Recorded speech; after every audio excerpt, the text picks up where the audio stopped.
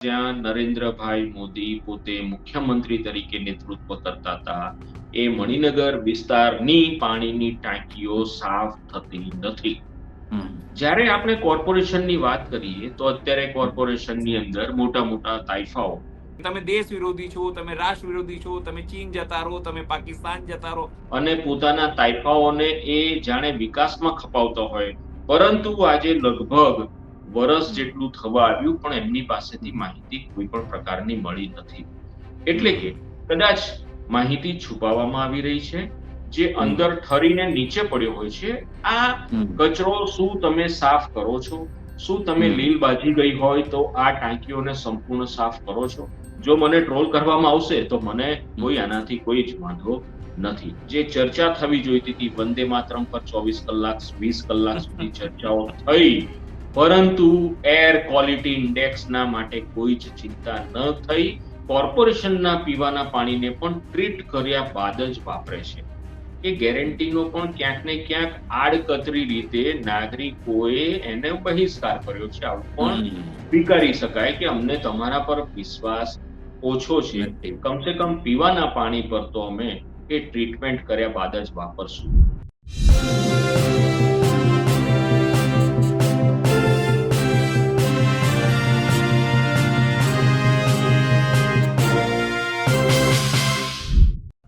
અમદાવાદીઓ તમે મરશો, મ્યુનિસિપલ કોર્પોરેશનનું પાણી જે છે એ તમને મારશે.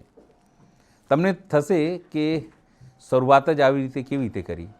તો એ રીતે જ કરી છે, કારણ કે જે એક આરટીઆઈ છે એ આરટીઆઈ થઈ છે, એમાં ખુલાસો થયો છે અને દિવ્ય ભાસ્કરની અંદર એ આરટીઆઈ આવી છે અને સાયર રાવલ નામના પત્રકારે આરટીઆઈને છાપી છે. એમાં સ્પષ્ટપણે એવું કીધું છે કે નાગરિકોને પૂરું પાડતી ટાંકીઓ 2 વર્ષથી સાફ જ કરાઈ નથી. મતલબ શું કે જે તમે પાણી પી રહ્યા છો એ દૂષિત પાણી હોઈ શકે છે, ખરાબ પાણી હોઈ શકે છે અને એનાથી તમે બીમાર થઈ શકો છો. નમસ્કાર, હું છું ચિંતામણી પુત્ર અનિલ પટેલ. જે આરટીઆઈ કરી છે એમનું નામ છે સંતોષસિંહ રાઠોડ. સીધા આપણે એમની પાસે જઈશું કે એમને શું આરટીઆઈ કરી હતી અને શું માહિતી મળી છે.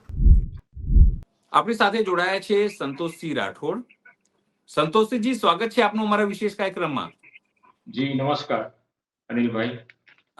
આજે તમારું છાપામાં મેં વાંચ્યું નામ એને લઈને કે તમે એક આરટીઆઈ કરી છે ને આરટીઆઈ ની અંદર સ્પષ્ટપણે એવું જે જવાબ આવ્યો છે કે એક દોઢ 2 વર્ષથી પાણીની ટાંકીઓ સાફ કરવામાં આવી નથી, જ્યારે એજન્સીઓને લાખો રૂપિયા એના ચૂકવાય છે. આખી વિગત શું છે મારે એ જાણવું છે. અને સાથે એક તરફ જ્યારે વડાપ્રધાન નરેન્દ્ર મોદી ગુજરાત આવે છે, એના કાર્યક્રમમાં 5,000 કરોડ રૂપિયા કરતા પણ વધુ રકમ ચૂકવાઈ જાય છે, ખર્ચાઈ જાય છે. હવે એવામાં જો અમદાવાદમાં શુદ્ધ પાણી પણ અમદાવાદીઓ પી ન શકે તો એવા કાર્યક્રમો અને એની સામે આ કેમ વિરોધાભાસ છે? અને તમારી જે આરટીઆઈ તમે માંગી એમાં શું માહિતી નીકળીને આવી છે?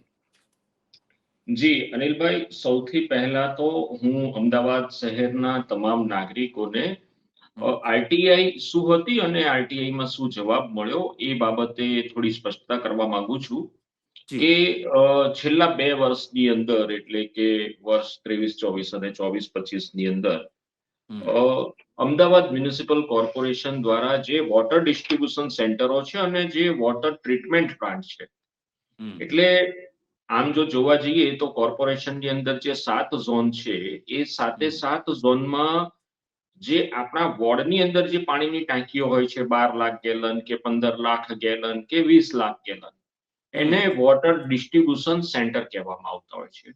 આની જે સંખ્યા છે એ 7 ઝોનમાં મળીને કુલ 235 છે. જ્યારે સૌથી પહેલા જો અમદાવાદ મ્યુનિસિપલ કોર્પોરેશન જે પાણીની ટાંકીઓમાં, આ જે વોટર ડિસ્ટ્રીબ્યુશન સેન્ટરોમાં જે જગ્યાએથી પાણીને સપ્લાય કરે છે એને વોટર રિસોર્સિસ ડિપાર્ટમેન્ટ જે છે એને WTP કહેવાતો હોય છે, વોટર ટ્રીટમેન્ટ પ્લાન્ટ, જે કોતરપુર, જાસપુર અને રાસ્કા અને આ 3 જગ્યાએ આવેલા છે. આ 3 જગ્યાએ પાણી સૌથી પહેલા તો અમદાવાદ શહેરની બહારના વિસ્તારોમાંથી, એટલે કે જેમ કે આપણે સૌ જાણીએ છીએ કે આપણા ત્યાં પાણીના રિસોર્સિસ ઓછા છે, એટલે કેટલું પાણી આપણે નર્મદા કેનાલમાંથી લઈએ છીએ અને કેટલું પાણી જેમ કે આ રાસ્કા જે વાત કરી તે એક્સપ્રેસ હાઈવે પર એટલે કે લગભગ અમદાવાદથી 25-30 કિલોમીટર દૂર ત્યાંથી પાણી આવે છે અને એ રાસ્કા ટ્રીટમેન્ટ પ્લાન્ટમાં એ ટ્રીટમેન્ટ થઈને પછી કોર્પોરેશનને એટલે આ ટ્રીટમેન્ટ પ્લાન્ટોમાંથી જ આ 235 ટાંકીઓ ભરાય છે. એટલે આ ટ્રીટમેન્ટ પ્લાન્ટની પણ સાથે સાથે અમે 235 પાણીની ટાંકીઓની સાફ સફાઈના લગતા જે કંઈ પણ લોગબુક નિભાવવામાં આવે છે તે લોગબુકની માહિતી માંગી હતી અને સાફ સફાઈ કરવા માટેના કોઈ પ્લાનિંગ કરવામાં આવેલા હોય કે કોઈ એસઓપી હોય તો આની વિગત માંગી હતી અને તમે કઈ એજન્સીને કામ ચૂક્યું હતું અને એને કેટલા પૈસા વળતર ચૂક્યું આ માહિતી અમે માંગી હતી. પરંતુ તમામ અમદાવાદીઓને જાણીને ખૂબ જ આંચકો લાગશે કારણ કે જે વોટર ટ્રીટમેન્ટ પ્લાન્ટ છે કે જેની સંપૂર્ણ જવાબદારી સૌથી પહેલા પાણીને ભેગું કરવાની અલગ અલગ અમદાવાદ બહારના વિસ્તારોમાંથી કે નર્મદા કેનાલમાંથી અને એ ત્યાં ટ્રીટમેન્ટ થાય અને એ ટ્રીટમેન્ટ થયા બાદ જે 235 પાણીની ટાંકીઓમાં જે સપ્લાય કરવામાં આવે છે એટલે તમામ અમદાવાદીઓને એ જાણીને આંચકો થશે કે જે વોટર ટ્રીટમેન્ટ પ્લાન્ટ થકી આખા અમદાવાદના વોર્ડની 235 પાણીની ટાંકીઓ જે રોજે રોજ ભરવામાં આવે છે એ વોટર ટ્રીટમેન્ટ પ્લાન્ટ જે 3 છે રાસ્કા, જાસપુર, કોતરપુર આ 3 ટ્રીટમેન્ટ પ્લાન્ટોએ અમને કોઈ પણ માહિતી ન આપી. એમણે શું કર્યું જ્યારે અમે એમની પાસે માહિતી માંગી તો એમણે તબદીલ કરી બીજા ડિપાર્ટમેન્ટોમાં. બીજા ડિપાર્ટમેન્ટોએ ફરીથી એ ડબ્લ્યુટીપી ડિપાર્ટમેન્ટમાં જે જગ્યાએ આવે છે એટલે કે અહીં સાહેબ શાહપુર પાસે છે ત્યાં એમને ફરીથી એમણે તબદીલ કરી કે ભાઈ આ માહિતી તમારા અંડરમાં આવે છે અને તમારે આ માહિતી આપવાની છે. છતાં પણ તેઓએ માહિતી ન આપી. માહિતી અધિકાર અધિનિયમ હેઠળ તમને જ્યારે માહિતી ન મળે ચોક્કસ સમયગાળામાં તો તમે અપીલ કરી શકો. એટલે મેં ડાયરેક્ટ એમને અપીલ કરી. અપીલમાં પણ તેઓએ એ મારી અપીલને તબદીલ કરીને બીજા ડિપાર્ટમેન્ટમાં મોકલી આપી એટલે કે વોટર પ્રોજેક્ટ ડિપાર્ટમેન્ટમાં. વોટર પ્રોજેક્ટે ફરીથી તેઓને એ જે હતી અપીલ એ ફરીથી એમને તબદીલ કરી કે ભાઈ આ અમારામાં નથી આવતું અને આપે અપીલનો જવાબ આપવાનો છે. એટલે તમે સમજો કે આરટીઆઈમાં તો જવાબ ન આપ્યો, 2-3 વખત તબદીલ કરી. આ બાદ જ્યારે હું અપીલ પણ ડાયરેક્ટ એમને મેલ દ્વારા આપું છું ત્યારે પણ તેઓ અપીલમાં પણ જવાબ બીજાને કહે છે કે ભાઈ તમારે જવાબ આપવાનો થાય છે. એ ડિપાર્ટમેન્ટ ફરીથી એ લોકોને મોકલે છે. પરંતુ આજે લગભગ વર્ષ જેટલું થવા આવ્યું પણ એમની પાસેથી માહિતી કોઈ પણ પ્રકારની મળી નથી. એટલે કે કદાચ માહિતી છુપાવવામાં આવી રહી છે.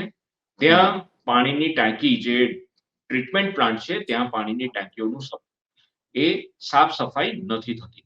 જ્યારે આપણે સાફ સફાઈની વાત કરીએ છીએ તો આ સાફ સફાઈને 2 રીતે જોવી જોઈએ. એક ક્લોરીનથી સાફ સફાઈ અને બીજું એ સમગ્ર ટાંકી જ્યારે આપણે વર્ષોથી વાપરતા હોઈએ તો કેટલીક લીલ બાજી જાય. ક્લોરીનના કારણે જે કચરો નીચે ઠરીને પડ્યો હોય એ કચરાની સફાઈ. અમે જે માહિતી માંગી હતી એ આ પ્રકારની માહિતી માંગી હતી કે પાણીની ટાંકીની સફાઈ એટલે ક્લોરીન દ્વારા સફાઈ નહીં પરંતુ આ ક્લોરીન નાખ્યા બાદ જે કચરો તમારા પાણીની ટાંકીમાં જે અંદર ઠરીને નીચે પડ્યો હોય છે આ કચરો શું તમે સાફ કરો છો? શું તમે લીલ બાજી ગઈ હોય તો આ ટાંકીઓને સંપૂર્ણ સાફ કરો છો? આપણા પણ ખબર છે કે આપણે પણ આપણા ઘરની અંદર જે પાણીની ટાંકીઓ જે વાપરતા હોઈએ છીએ એ વર્ષમાં કમસે કમ 2 થી 3 વખત કમસે કમ 2 થી 3 વખત તો આપણે પણ તેને સાફ સફાઈ કરતા હોઈએ છીએ. તો આ જે ટાંકીઓ જે છે કે જેની અંદરથી આખા અમદાવાદની 235 પાણીની ટાંકીઓને સપ્લાય થતું હોય એ પાણીની ટાંકીઓ કેમ સાફ નથી થતી આ બાબત તમામ નાગરિકોનો ચિંતાનો વિષય હોવો જોઈએ. હવે નંબર 2 આવે છે કે 235 એ પાણીની એ ટાંકીઓ કે જે તમામ વોર્ડમાં આવેલી છે અને એ તમામ વોર્ડની એક ક્ષમતા પ્રમાણે વિસ્તારો પ્રમાણે ત્યાંના નાગરિકોને પુરવઠો પૂરો પાડે છે. ક્લોરીન દ્વારા સફાઈ ત્યાં પણ કરવામાં આવતી હોય છે. એટલે શક્ય છે કે ત્યાં પણ આ પ્રકારનો કચરો એ નીચે પાણીની ટાંકીની અંદર એ જમા થયેલો હોય અને અમુક વર્ષોમાં અમુક વખત તેની સાફ સફાઈ કરવાની જરૂરત તો પણ પડે. એટલે જ્યારે અમે વોર્ડ લેવલની માહિતી માંગી તો એ વોર્ડ લેવલની માહિતી પણ મળતા અમને 10 મહિના થઈ ગયા. 10 મહિનામાં 2 વોર્ડોએ તો સ્પષ્ટપણે અમને જવાબ આપ્યો લેખિતમાં કે અમારા વોર્ડની અંદર આ પ્રકારની કામગીરી નથી થતી.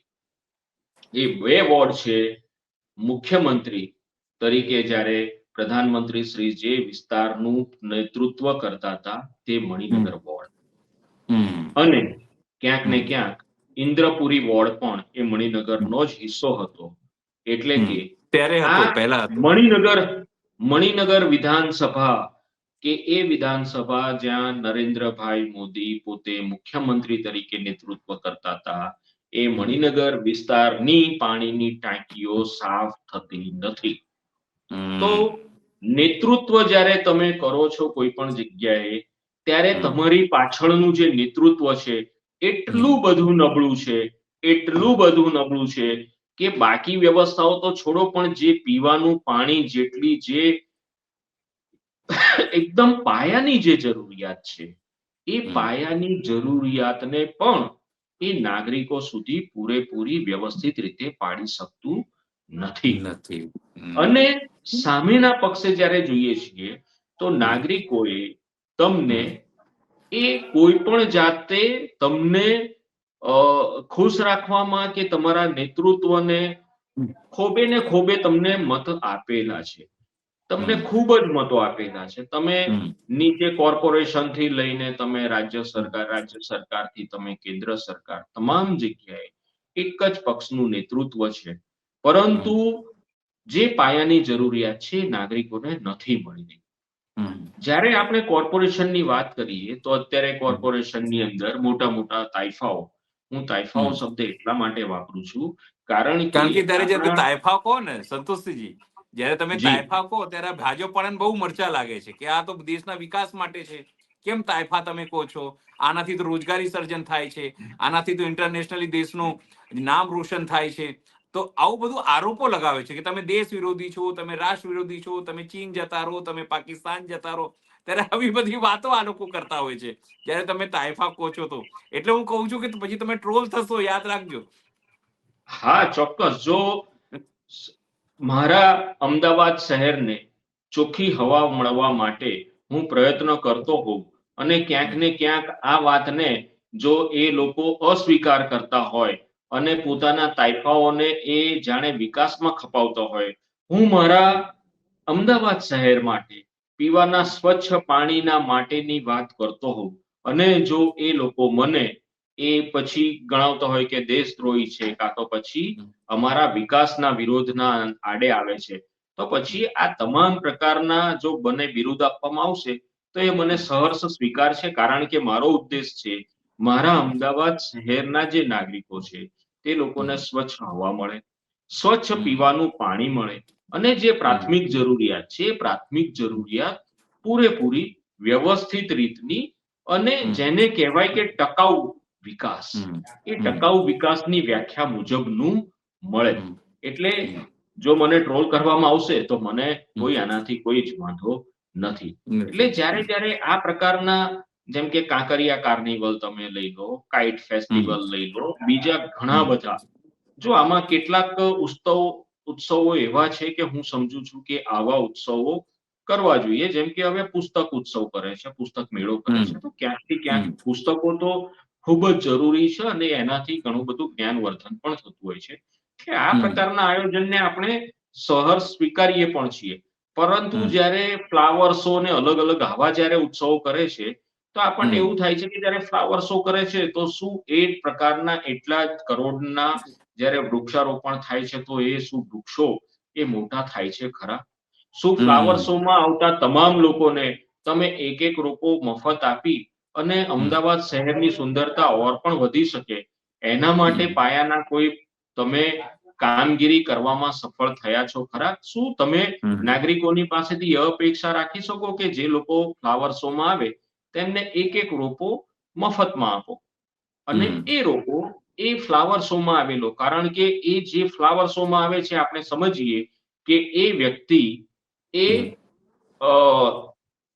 પ્રકૃતિ પ્રેમી છે અને એ પ્રકૃતિ પ્રેમી હોવાના નાતે કદાચ એ આ વૃક્ષનું જતન કરશે, ઉછેર કરશે, જેથી કરીને અમદાવાદની સુંદરતા ઓર પણ વધે. પરંતુ આવા વિષયોમાં ક્યાંક ને ક્યાંક સત્તાધીશો ફેલ થઈ રહ્યા છે, જેના કારણે અવારનવાર આ પાયાના પ્રશ્નોની ચિંતા સામાન્ય નાગરિકોએ કરવી પડે છે. અહીં માત્ર ને માત્ર એ આપણે જે ચર્ચા કરી રહ્યા છીએ એમાં હું જવાબદાર માત્ર શાસક પક્ષને નથી ગણતો, પરંતુ વિરોધ પક્ષ જે છે એ પણ આ તમામ બાબતોનું ધ્યાન રાખવામાં નિષ્ફળ ગયો છે. બિલકુલ. આ પણ વાત તમામ નાગરિકોએ સ્વીકારવી જોઈએ અને તમામ નાગરિકોએ વિરોધ પક્ષને પણ આ બાબત પૂછવી જોઈએ કે તમે શું કરવા નિષ્ફળ ગયા. આ તમામ પ્રશ્નોને તમે એ જે શાસક પક્ષ છે તેની સમક્ષ તમે આ પ્રશ્નોને સારી રીતે વિરોધ કરવામાં કેમ નિષ્ફળ ગયા? જી. હવે મારો એક ગંભીર સવાલ એ છે કે તમે કીધું કે ખાલી બે જ કેક બોર્ડે તમને જવાબ આપ્યો, જે રીતે છપાયું છે એ પ્રમાણે. એનો મતલબ સાફ છે કે આટલા વર્ષોથી આ ટાંકી સાફ ન કરે તો શું એ બીમારીનું ઘર છે? જે લોકો બીમાર થઈ રહ્યા છે, જે આંકડા છપાયા છે કે કોઈનું ટાઇફોઇડ, કોઈને મલેરિયા, કોઈને જોન્ડિસ, કારણ કે આ બધા તો પાણીજન્ય રોગ, જોન્ડિસ તો જે પાણીજન્ય રોગ જ છે, એમ કોલેરા પાણીજન્ય રોગ છે.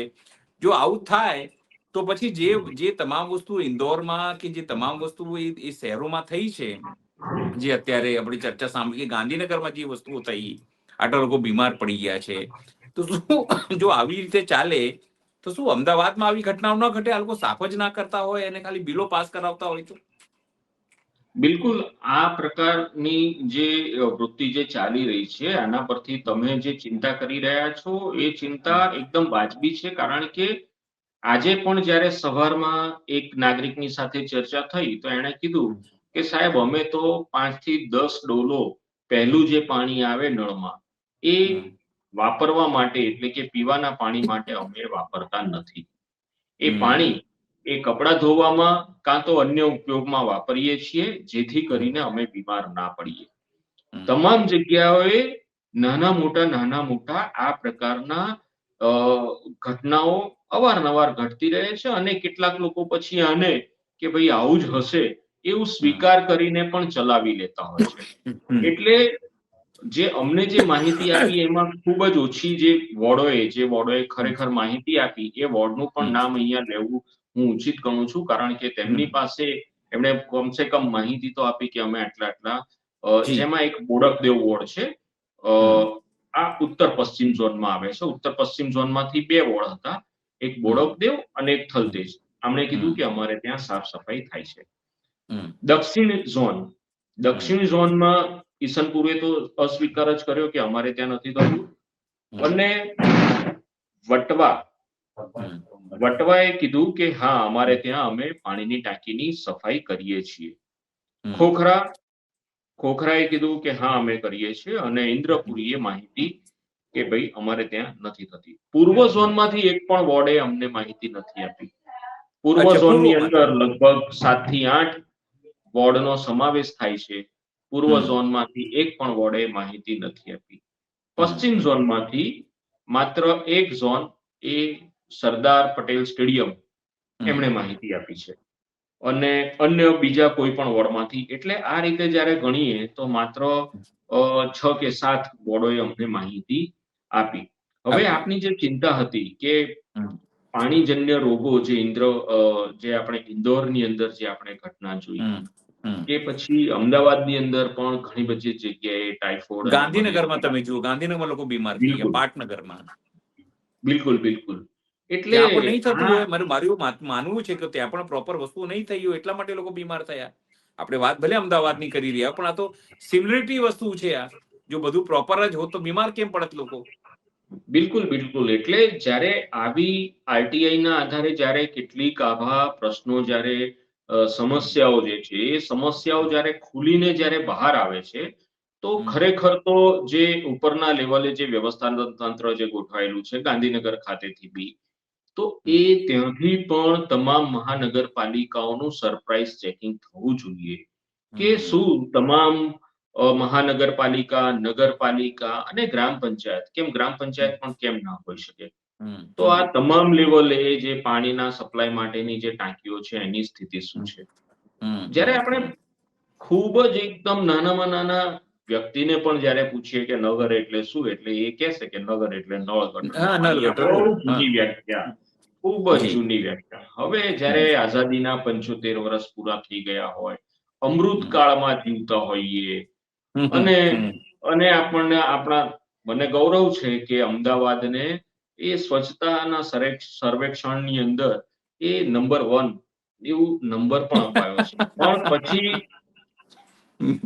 પણ સાથે સાથે કઈ રીતે અપાયું હશે? હા, એટલે એમાં પેરામીટર્સ કયા કયા રાખવામાં આવ્યા હશે એ બાબતોની પછી ચિંતા થાય કે સ્વચ્છતા સર્વેક્ષણની અંદર પેરામીટર્સ શું શું હતા. શું એની અંદર આ સ્વચ્છ પીવાના પાણી પૂરું પાડવા માટેનું સ્વચ્છ પાણી પૂરું પાડવામાં આવે છે કે નથી આવતું, આ પણ જોવું જોઈએ. એટલે આમ તો ઇન્દોર છેલ્લા 7-8 એક ખાલી વાત મારી કરવી છે. તમે જ્યારે વડાપ્રધાન અને વાઇસ ચાન્સલર ચાન્સલર જર્મનીના ફ્રેડરિક આવવાના હતા, ત્યારે એ આસપાસના વિસ્તારોમાં જે કન્સ્ટ્રક્શન સાઇટો ચાલતી હતી ત્યાં આ લોકો પાણીના ફુવારા મારતા હતા. એ ભાસ્કરમાં જ મેં સમાચાર વાંચેલું, જેથી જે ત્યાંનું પ્રદૂષણ છે એ ઘટાડી શકાય. એટલે આવી રીતે કદાચ આ પ્રદૂષણ ઘટાડવાનું ઇનામ આ લોકોએ લીધું હશે એવું મને લાગે છે. કારણ કે આ તો કેવું હાસ્યાસ્પદ વસ્તુઓ છે કે તમે શોર્ટ ટર્મ તમામ વસ્તુ કરી રહ્યા છો, એનું પરમાનન્ટ જે એનું ઈલાજ હોવું જોઈએ કે સમાધાન હોવું જોઈએ નથી થઈ રહ્યું. એટલે આ તો વાત મને યાદ આવી, વચ્ચે મેં તમને ડિસ્ટર્બ કરીને વાત કરી. પણ આવા પ્રકારની વસ્તુ અત્યારે થઈ રહી છે અમદાવાદમાં, જે દિલ્હીમાં આપણે જોયું જે રીતે થતું હતું કે જ્યાં માપવાના જે યંત્રો હતા તેની આસપાસ પાણી નાખીને આ લોકો પ્રદૂષણ ઘટાડતા, એવી જ રીતે અહીંયા પણ જે કન્સ્ટ્રક્શન સાઇટો ચાલતી એને બંધ કરીને અને એના રચકણો ના ઉડે એટલે પાણી ઉડાડીને પ્રદૂષણ, એર પ્રદૂષણ ને ઘટાડવાનો પ્રયત્ન કર્યો હતો જ્યારે વડાપ્રધાન અહીંયા આવ્યા હતા ત્યારે. જી, એટલે અનિલભાઈ, આ બાબત પણ ખૂબ જ ચિંતાજનક એટલા માટે છે કારણ કે એક નવું તાજા જન્મેલું બાળક, આ હું નથી કહેતો, સાયન્ટિસ્ટો કહી રહ્યા છે કે એક નવું જન્મેલું બાળક, જો દિલ્હીની વાત કરીએ તો એ પણ જાણે ચેઇન સ્મોકર હોય અને એ ચેઇન સ્મોકરના કારણે એના ફેફસા પર, એના શરીર પર જે અસરો થાય, ગંભીર અસરો, એટલી જ અસરો આ વાયુ પ્રદૂષણના કારણે નવા તાજા જન્મેલા બાળકના પણ શરીર ઉપર પડી રહી છે. એટલે શાસક પક્ષો કેટલા આ બાબતે ચિંતાગ્રસ્ત છે એ લોકોએ સમજવું જોઈએ. કારણ કે આપણે ત્યાં સંસદની અંદર આ સત્રમાં જે ચર્ચા થવી જોઈતી હતી, વંદે માતરમ પર 24 કલાક 20 કલાક સુધી ચર્ચાઓ થઈ, પરંતુ એર ક્વોલિટી ઇન્ડેક્સના માટે કોઈ જ ચિંતા ન થઈ કે પછી એના માટેનું જે ટાઈમ ટેબલ નક્કી કર્યું હતું ચર્ચા માટેનું, એ ચર્ચા માટેનું ટાઈમ ટેબલ સ્થગિત કરવું પડ્યું. એ ખૂબ જ ટૂંકાણમાં જણાવી દઉં, આમ તો 1 કલાક સુધી એક્યુઆઈ પર આપણે ચર્ચા કરી શકીએ, પરંતુ તમામ દર્શક મિત્રોએ જાણવું પણ જરૂરી છે કે WHO ના જે માપદંડો એક્યુઆઈ ને લઈને જે બનાયેલા છે એના માપદંડો અને આપણા માપદંડોમાં ઘણું મોટું અંતર છે. એ લોકોનું માપદંડ જો 1 થાય તો એને ગંભીર ગણે છે, આપણે ત્યાં 8 ના અંકે ગંભીર ગણે છે. 2.5 એટલે કે ઝીણા રજકણોને એ 5 જો ઘન મીટરની અંદર આવે તો એને ગંભીર ગણવામાં આવે છે, જ્યારે આપણે ત્યાં 5 ના સ્થાને જો એ ઘન મીટરમાં 40% જેટલા જ્યારે થાય છે ત્યારે એને ગંભીર ગણવામાં આવે છે. એટલે આ ખૂબ જ ચિંતાનો વિષય છે. એટલે આપણે ફરીથી એ એક્યુઆઈ ના મુદ્દે ફરીથી એક વખત વાત કરીશું, અલગથી ચર્ચા કરીશું. આજે પાણીને મુદ્દે રહીએ. આજે પાણીના મુદ્દે એટલે મને આશા છે કે કદાચ આ પાણીના મુદ્દે સુતેલા અત્યારે આજના આર્ટિકલના આધારે mayor, standing committee chairman, deputy mayor, આ તમામ લોકોએ ગયા વર્ષે આ જ સમયની અંદર ડિસેમ્બર અને જાન્યુઆરી મહિનામાં કાશ્મીરનો પ્રવાસ ખેડ્યો હતો અને તમામ 191 કાઉન્સિલરો, કારણ કે એક કાઉન્સિલર ગુજરી ગયા હતા એ સમય, એટલે 191 કાઉન્સિલરો એ કાશ્મીર જઈને પ્રવાસ ખેડીને આવ્યા હતા કે કઈ રીતે બધી વ્યવસ્થાઓ હોવી જોઈએ. પણ આ તમામ આ પ્રકારે જ્યારે ખર્ચાઓ જ્યારે નાગરિકોના નાણાંના પૈસે, ટેક્સના પૈસે જ્યારે કરતા હોય, પરંતુ સરદાર પટેલ જેનું નેતૃત્વ કર્યું હતું 1935માં, એ અમદાવાદ મ્યુનિસિપલ કોર્પોરેશનની આવી સ્થિતિ કે જે સપ્લાય જે પાણીનો જે કે એકદમ જીવન જરૂરિયાતની વસ્તુ, આ વસ્તુમાં પણ આટલા બધા ગંભીર રીતે તમે સમજો માહિતી જ ન આપવી, વારે ઘડીએ એને લતડાવવો, વારે ઘડીએ એને આ ડિપાર્ટમેન્ટ ફલાણા ડિપાર્ટમેન્ટ, એટલે ક્યાંક ને ક્યાંક અધિકારીઓ પણ છાંટા એટલા માટે થઈ ગયા છે કે અધિકારીઓ પણ જાણે છે કે અમારા ઉપરનું નેતૃત્વ કેવું છે. એટલે તમામ નાગરિકોએ જાગૃત થવાની જરૂર છે. નજીકમાં અને જ મને લાગે છે કે કોર્પોરેશન હું તમને કહું એટલા માટે જ સંતોષજી અમને લાગે છે કે જે પાણીનો વેપાર છે, શુદ્ધ પાણીના નામે જે બોટલો અપાય છે, શુદ્ધ પાણી ટેન્કરો અપાય છે, મને લાગે છે લોકોને તંત્ર ઉપર નથી વિશ્વાસ. લોકોને ખબર છે કે આ લાલિયાવાડી ચાલવાની છે, તંત્રને ખબર છે કે આ બેદરકાર લોકો રહેવાના છે, શુદ્ધ પાણી નહીં આપી શકે. અને એટલા માટે સોસાયટીઓમાં તમે જુઓ ટેન્કરોમાં પાણી જાય છે, બોટલોમાં પાણી જાય છે, મ્યુનિસિપલ વોટરનો ધંધો જે છે એ વધ્યો છે. ઘણા લોકો તો આરોપ લગાવે છે કે આ લોકોના પાપે આ ધંધો વધ્યો છે ને કરોડો કાળી કમાઈ આ થઈ રહી છે. મને લાગે છે આ મારા વાતથી તમે સંમત થશો એમ, અને ના સંમત હોય તો પણ કહેજો. હા, એટલે બિલકુલ આમ તો જ્યારે કોર્પોરેશન ચોખ્ખું પીવાનું પાણી જ્યારે પૂરું પાડતી હોય છે એટલે ઘણા બધા ઘરોની અંદર તો એ જે જ્યારે નળની અંદર જે પાણી આવે છે એ જ ડાયરેક્ટ વાપરતા પણ હોય છે. પરંતુ મને લાગે છે 70% જેટલા લોકોએ 65 થી 70% લોકો એ પીવાના પાણીને ઘરે પણ એક કેટલીક વ્યવસ્થાઓ કરતા હોય છે. અને આરું ને એવું બધું લગાવે છે લોકો. બિલકુલ.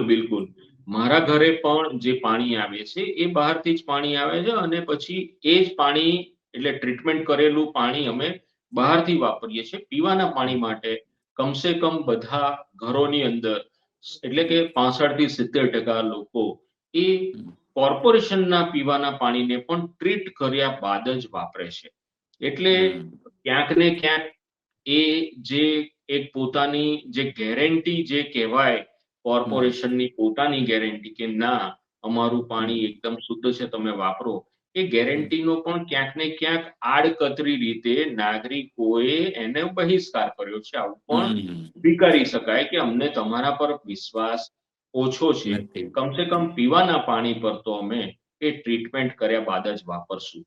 એટલે કદાચ જો નાણાકીય રીતે બીજા પણ કેટલીક સર્વિસોમાં જો પરવડતું હોત લોકોને, તો કોર્પોરેશનની આ તમામ જે બીજી પ્રકારની જે સેવાઓ છે એ સેવાઓ પણ કદાચ નાગરિકોએ અસ્વીકાર કરવાનો ચાલુ કરી દીધો હોત. પરંતુ કેટલીક બાબતોમાં નાણાકીય સ્થિતિના કારણે મને નાગરિકો પછી કોર્પોરેશનની એ વ્યવસ્થાઓનો સ્વીકાર કરતા હોય છે. અને આ વ્યવસ્થાઓ માત્ર ને માત્ર પીવાના પાણી માટે જ નહીં, પરંતુ તમે તમામ સુવિધાઓમાં. હોસ્પિટલો તમે જુઓ તો હોસ્પિટલોની અંદર પણ તમારી જે ટ્રીટમેન્ટ છે એ તમને ટ્રીટમેન્ટ પર ખુદ સામાન્ય માણસ એક વખત એવો વિચાર કરશે કે ભલે 2 પૈસા વધારે જાય, પરંતુ આપણે ક્યાંક પ્રાઇવેટમાં ટ્રીટમેન્ટ લઈએ. એટલે વિશ્વાસ જે વાંધો હોવો નહીં જોઈએ. સંતોષજી, બસ સમય થોડો અભાવ છે આપણી પાસે, અને એટલા માટે જ આપણે આ હોસ્પિટલોની ને બાકી જે આ લોકોની ચર્ચા આપણે ફરી કરી શકીશું. પણ એટલી વાત જરૂર ગંભીર જે તમે આરટીઆઈ કરીને જે માહિતી ના આપી લોકો એને કેટલાક માહિતી આપી એ ખુલાસો કર્યો એ ખૂબ જ ગંભીર બાબત છે. આપ અમારી સાથે જોડાયા એના માટે આભાર, અને અમારા દર્શકોની માટે તમે જે માહિતી આપી સમય કાઢ્યો એના માટે પણ આપનો ખૂબ ખૂબ આભાર. નમસ્કાર સર. Thank you. અમદાવાદને શુદ્ધ પાણી આપવામાં તંત્ર નિષ્ફળ નીવડ્યું છે એ વાતને લઈને આપ શું વિચારો છો જરૂરથી કોમેન્ટ બોક્સમાં કોમેન્ટ કરજો. એ સિવાય અમારી યુટ્યુબ ચેનલ છે ગુજરાત પ્લસ, એને પણ તમે લાઇક કરજો, સબસ્ક્રાઈબ કરજો અને બેલ આઇકન દબાવજો. અને અમારી વેબસાઇટ છે www.gujaratplus.in, ત્યાં પણ જઈને તમે અપડેટ થઈ શકો છો. અત્યારે માટે બસ આટલું જ. નમસ્કાર.